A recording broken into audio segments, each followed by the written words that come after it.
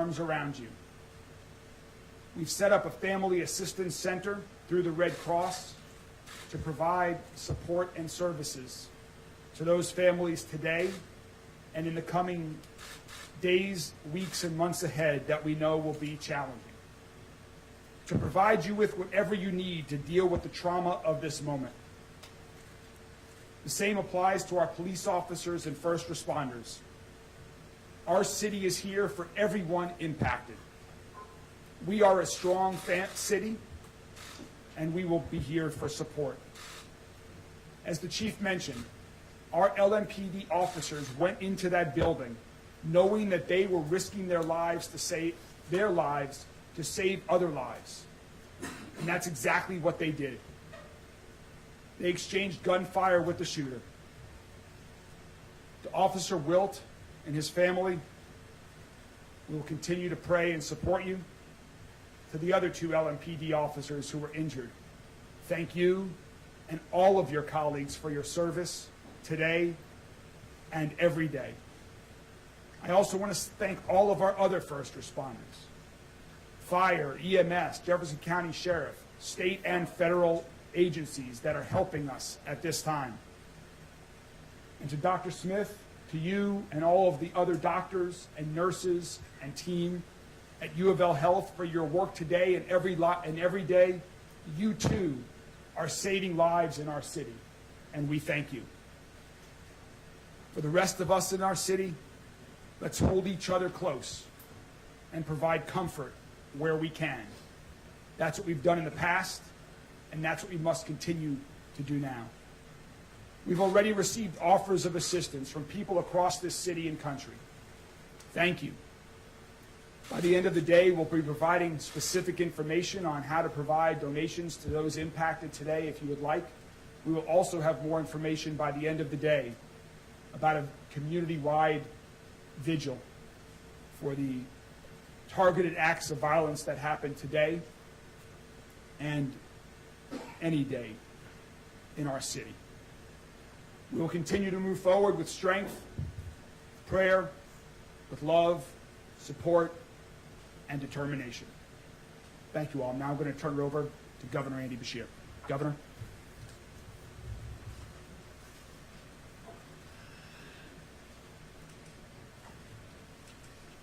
Today is a tragic day in Louisville and for the entire Commonwealth of Kentucky. Acts of violence like this hurt. They tear at the fabric of who we are, at our society, at our state, at our country, and this city. Today, I'm hurt, and I'm hurting. And I know so many people out there are as well. We lost 4 children of God today, one of whom was one of my closest friends. Tommy Elliott helped me build my law career, helped me become governor, gave me advice on being a good dad. He's one of the people I talk to most in the world, and very rarely are we talking about my job. He was an incredible friend. We also lost Juliana Farmer, Jim Tutt, Josh Barrett, each amazing people whose families grieve them, whose community will mourn and will miss them. These are irreplaceable, amazing individuals that a terrible act of violence tore from all of us. We also pray for our LMPD officer and 2 others that right now, while perhaps stable, are still fighting for their lives with a need for our care and, yes, for our prayers, because I believe, and I believe that prayers lift all of us up, and those families would appreciate them. And while I hurt today, and while I will grieve when I'm able, I'm also grateful. I'm grateful for an incredibly quick response from LMPD, the Jefferson County Sheriff's Office, Louisville Fire and Rescue, Louisville Metro EMS, getting to this scene in 3 minutes. I'm convinced saved other people's lives, and I know saved 2 other of my friends. One, I received incorrect information this morning I thought was gone, and I'd started to mourn.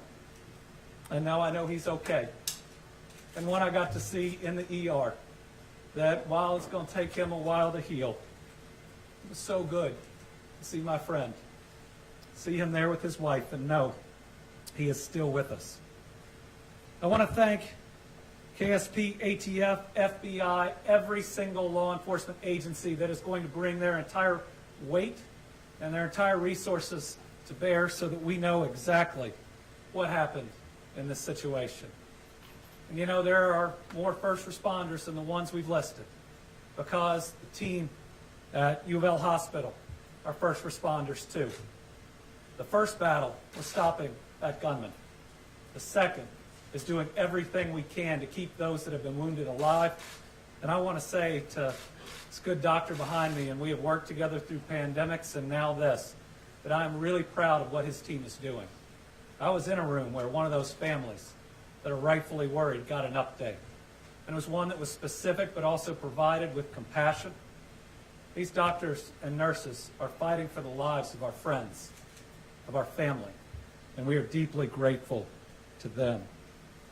I think what we need most right now, in a word, is love. I mean, just love. Love for these families. They're going to need it. I can tell you. I've talked to them. I'm very close with one of them. They are going to need that love, and we need love for each other. It seems like we argue so much in this country, so much anger. I still believe that love and compassion and humanity can lead us to a better place. Now, this is hard. It's really hard the day after Easter. Now, Easter is about a rebirth, a better world, one where we're all supposed to work together to get there. One that's supposed to teach us love from a Savior that came. The world fell in love with him not because of his power, but for his compassion. And I believe what we can do, whether it's any faith or just your values, is ensure that today, more than anything, is about these families. It's about those families that are afraid they're going to lose their loved one, about those that have been through the worst and while may have survived, are going to bear the scars inside and outside today. It's got to be about them and the heroic actions of everybody who responded. And yes, I know, in the days to come, we'll talk about issues. But I think the thing that people get wrong after the most difficult of times and days, and as governor I've had to see a lot of them, is that today ought to be focused on my friend and on everybody else's friends and loved ones that are no longer with us. My faith teaches me that while the body is mortal, the soul is eternal. And so I know that I will see Tommy again. And I know that all of these families and friends in this community, we will be reunited in a better place without violence, without the senselessness and hurt that we feel today. We will get through this. We'll get through this together. It's the only way. And we'll march forward. And my hope is that in honor of those that have fallen today or that may still fall, we can be better and we can do better. We can care about and love each other just a little bit more. Today, to honor those that have fallen and as so many families grieve, I'm ordering our flags statewide, fly it, half staff until Friday evening, to make sure that we are paying tribute in every single part of this Commonwealth to those that we have lost. We are one Commonwealth, united with this city, united with these families. What we've had to do a lot in these last 3 years is wrap our arms around each other, and we need to do it here. Thank you. And next, we're going to hear from Dr. Smith, who is leading an incredible team to try to make sure as many of those that were harmed in this incident get through it. And let me just again say that he and his hospital have my full support and confidence. I've seen it firsthand. What they're doing is nothing short of amazing. And listen, I know they're going to do their best. And while we don't know what that outcome can be, we ought to be appreciative of them for doing their very best.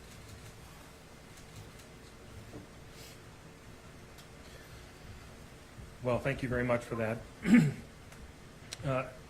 As was reported, this morning, University of Louisville Hospital received 9 patients, 3 of which are currently in critical condition.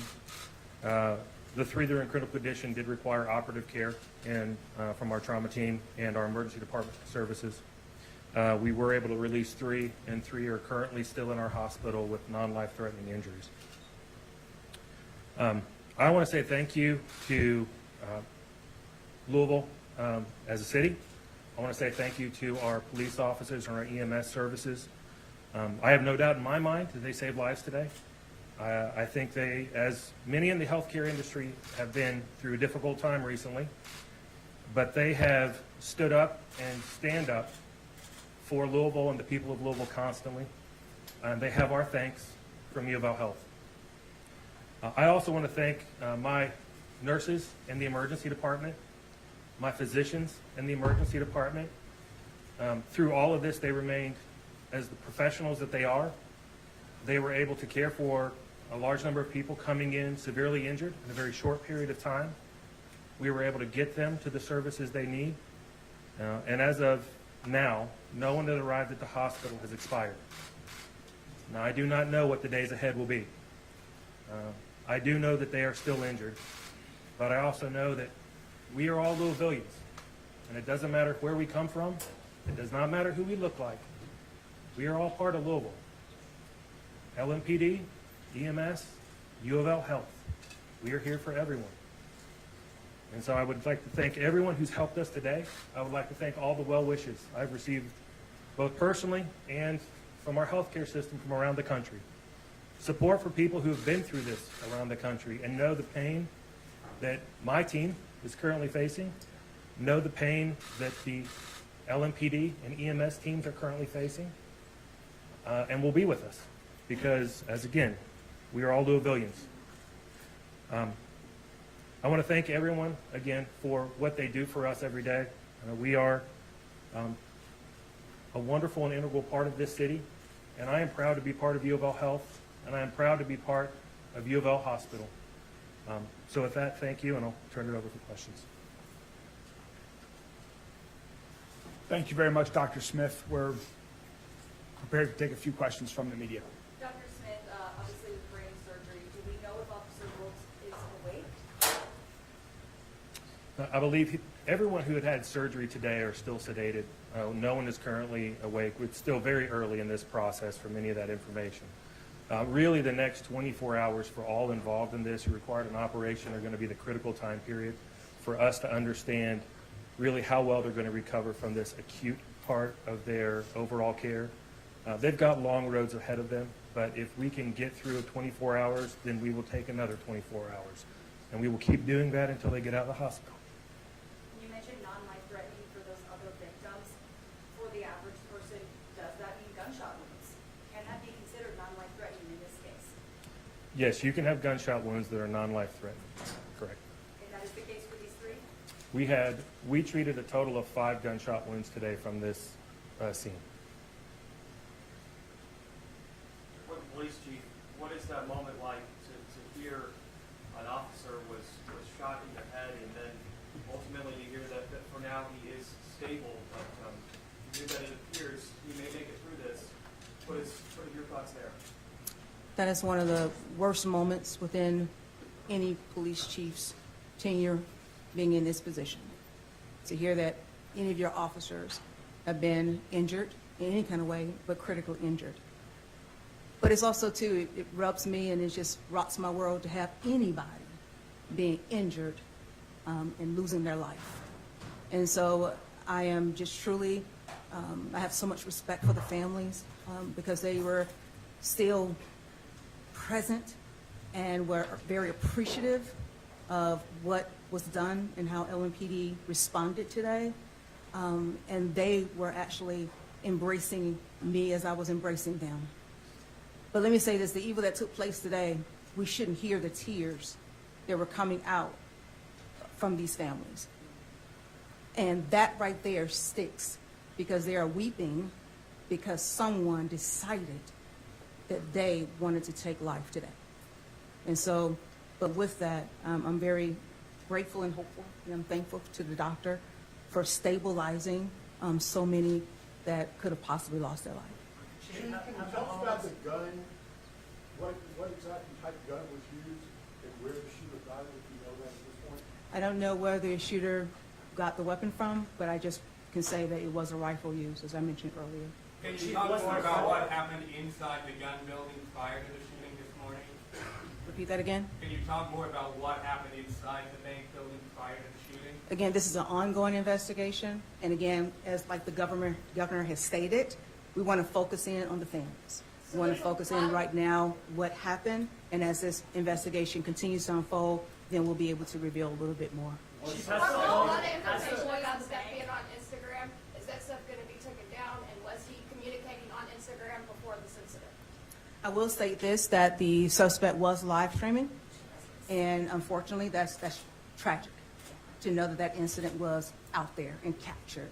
And so we're hopeful that we can have that incident removed, that Chief, footage removed. has the home of this shooter in this case been searched? Have you guys discovered anything, manifesto, things of that nature? Again, it's still ongoing within this investigation, it's still unfolding, and so I don't want to get into any additional particulars at this time. Were the victims employees of the bank? Quick question. Upon the gunman being identified and you realized who he was, had he had any encounters with the police department in his past? From my understanding, right now preliminarily wise, that may change, but my understanding, we have not had any prior engagement with this individual. And is he a citizen of Louisville? He worked at Old National Bank, and so I am assuming right now that he was a citizen of Louisville. And has Were all the there been a victims- search warrant conducted on his home as of today? I don't want to get into particulars on that investigation portion of it, but again, it's ongoing, so I respect your question. Chief, was the Chief, were all the suspect shot and killed by victims police? employees of the bank? Are you able to say if a number of victims were employees of the bank? Yes. Yes. Thank you. Yes. And the officers. And the Any audience, okay, officers. thank you. Yes. Chief, was the suspect shot and killed by police? Yes, sir. Yes, sir. Chief, were there guards inside the bank? Was there any security? How was this person able to walk in inside that? I'm not familiar with any other additional security with that inside the location, but again, let's focus back on this initial incident right here, that we responded in a timely, quick fashion, and we stopped the threat so that no additional loss of life could be taken. We will continue to provide updates as we have more information. This has been a very active day where we are, as the governor and chief said, we are using every resource available from local, state, and federal agencies to provide all of these answers to the entire community, to the loved ones who lost victims today. And so we are going to get back to work. We will continue to keep you all up to date as we have more information. Thank you all very much. Will there be another update tonight? Will there be another? You all plan on updating us again tonight? We will let you know when the next update's going to be shortly. Thank you so much. Thank you all.